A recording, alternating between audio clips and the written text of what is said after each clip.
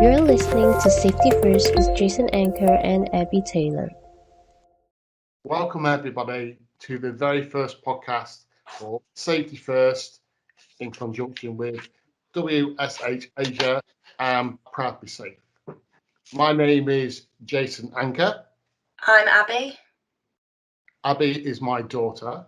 I'll start the podcast by talking a little about how we set about Proud to Be Safe. In 1993, I was just 24 years old. I was married with 2 young children. At the time, I was working on a construction site as a roofing labourer. The job itself passed off much like every other day, 3rd of January 1993. Then around 2:30, things changed. The rush job came in, the unplanned work. I was asked to try and get a 2-hour job done in just 1 hour.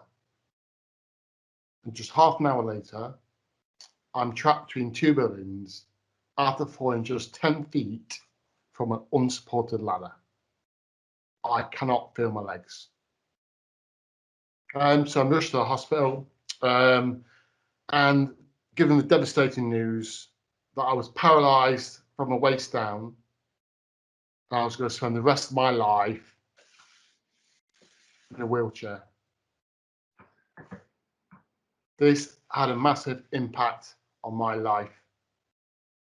After spending about 5 months in hospital, I left hospital, and on the very first day, my wife left with the children. It had cost me my legs, my dignity, and now my marriage. I really struggled for a lot of years, not having a focus, trying to bring my young children up by myself. Unfortunately, I turned to alcohol and drugs. It was only after about 17 years that I decided to start speaking about my accident, but not so much concentrating on the accident itself, but the impact on my life, my family, and my friends. My mum and dad had been so devastated by my accident that if I spoke to my dad now about something wrong in my life, he'd probably break down and cry. It's had a massive impact on my children as well. I mean, Abbi, you was only 3 at the time of my accident. Can you actually remember anything about my accident? No, I think my earliest memory is when I came to visit you in hospital, but that's after you had your emergency when you'd been in for drugs and alcohol. That's my earliest memory. All I can remember is spending a lot of time with Nan and Grandad, my auntie, and then you sort of visiting. I can remember, one of my earliest memories probably was when I had a joint birthday party with my cousin. Yeah. And you come in to visit. Like, that was a really exciting part of the day that you was coming back. Yeah, I think because at the time I was really struggling myself, and even though I wanted to bring my children up, the impact of my accident on me as a person was sometimes so much hard for me to bear, that the effect on the family was just massive. It's I think it's a part of an accident people don't understand, the length of time that it takes for the family to recover from an accident. It's not a couple of years. It can be a lifetime. What sort of memory can you have of me being in a wheelchair, sort of growing up?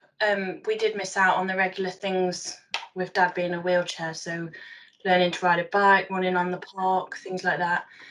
But it wasn't something we always spoke about, and which was quite difficult. But because it was always there, but it just wasn't ever a topic of conversation. I mean, it wasn't until Dad actually started doing what he did that I learned a lot about actually what happened and how we dealt with it at the time, really.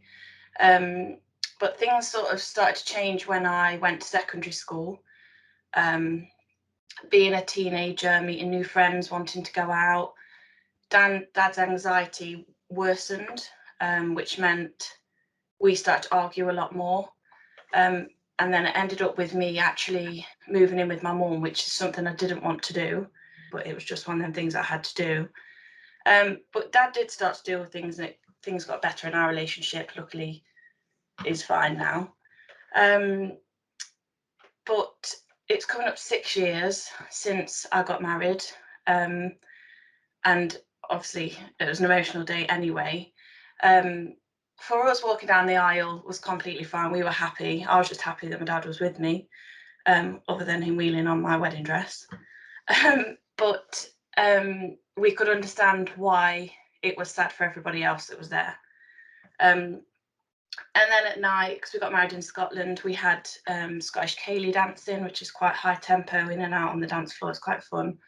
But Dad's situation meant that he couldn't take part, so he sat at the side watching me and the close family and friends sort of on my wedding day, not being able to take part in it. And in my wedding album, Dad isn't in those photos.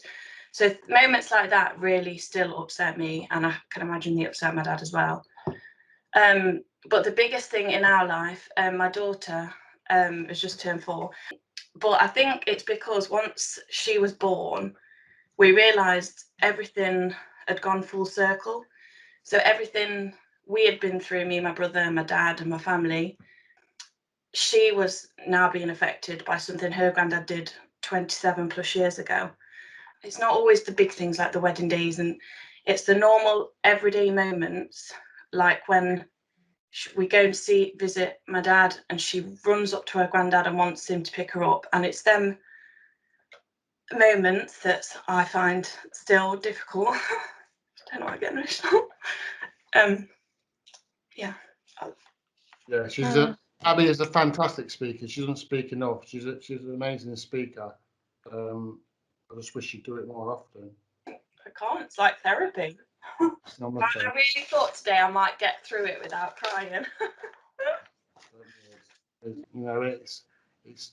I think it's a part of an accident people don't understand, the length of time that it takes for the family to recover from an accident. You know, it's not a couple of years. You know, it can be a lifetime.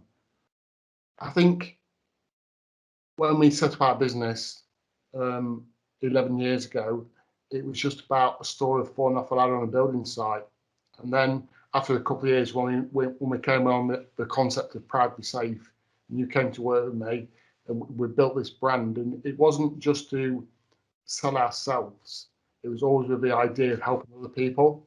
Yeah, 100%. I think when I was in my previous job and you was like, can you come and start helping me? I sort of knew what you was doing, but it wasn't until I came to watch you that I'm watching the lads' reactions around me.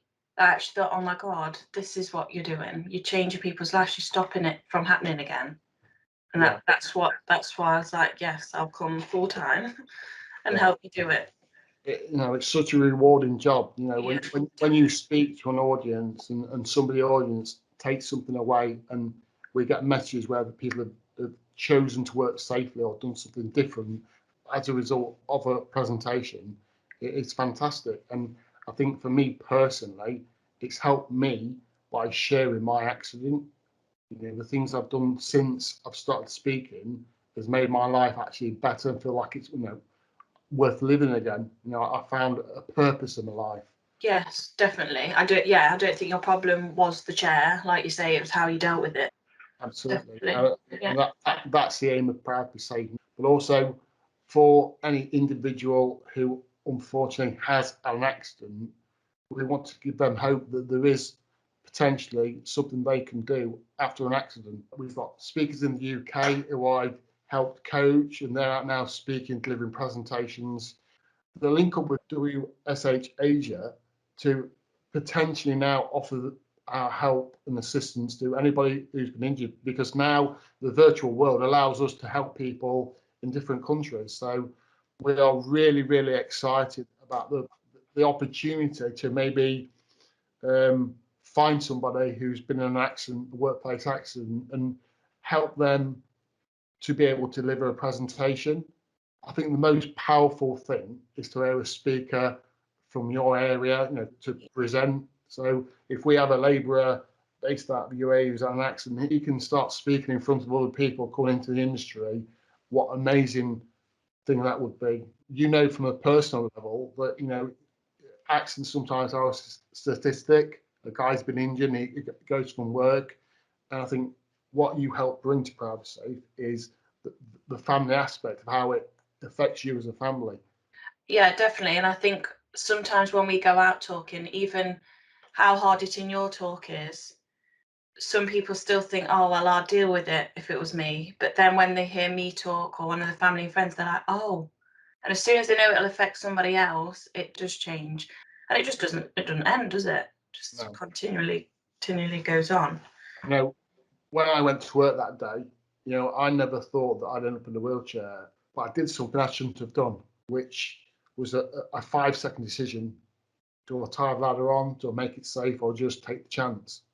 And as a result of that 5-second decision, look at the enormous impact that has had, and the ripple effect on my life, or on my parents, on your and Sam's life, on my granddaughter's life, and the ripple effect of that one choice can have a life-changing impact on people. Yeah. So it's not always a major accident that can impact somebody's life. What would have been your choice that day for me to do? Yeah, just do the right thing. The right thing, and the impact, it's still happening. I think we can't stress enough the impact of my accident on our family. No, it's still going on today. It's 28 years. 28, yeah. 8 years since my accident. It's unbelievable how we're still being affected. Yeah. Yeah. So we're so excited about this tie-up with WSH Asia. It's going to be an incredible opportunity for us to broaden our message. We will be giving more details about our podcast, and this is just the first presentation to give you a background of what we do. Yeah, and also if anyone watching has a story or knows anyone that has a story, then Safety First podcast is here for you to share that, and you can be on one of the podcasts with us. Yeah, that'd be absolutely fantastic. So hopefully this platform now gives us the opportunity to encourage people who maybe thought they could never do this. If we could encourage people to come forward, it'd be an absolutely fantastic. It would be amazing. Goes back to what Proud Safe's always stood for, being proud to safe, being proud to speak up. Being proud that you want to do right by your family as well. It's not, you should get to that place where you don't actually care if someone's going to laugh or take the mick. It's about yourself, and you're going to have to live with it, not the person laughing at you for putting on your glasses or things like that. So yeah. I think if people need any reason to do this is when you speak, Abbi, about certain things and you still cry. Yeah. This is not a year after an accident. This is 28 years after my accident. And I don't think there's any other message that anyone needs that this how accidents affect people and families. Yeah, 100%. Yeah. So we're really excited about the podcast. We're very new to this, and we're really hoping as we develop the podcast. Now we need subjects to talk about. The whole idea is not us just rambling on about a subject. Is you giving us a subject to speak about. We have access to some fantastic speakers of great sort of knowledge. So if there's a certain topic you'd like discussing on the podcast, please get in touch, and we'll source somebody to come on the podcast and share their knowledge that can help everybody stay safe. So, is there anything you'd like to say, Abbi, on the podcast? Just thank you for everyone tuning into the Safety First podcast and listening to our first attempt at doing this. And we hope to see you again soon.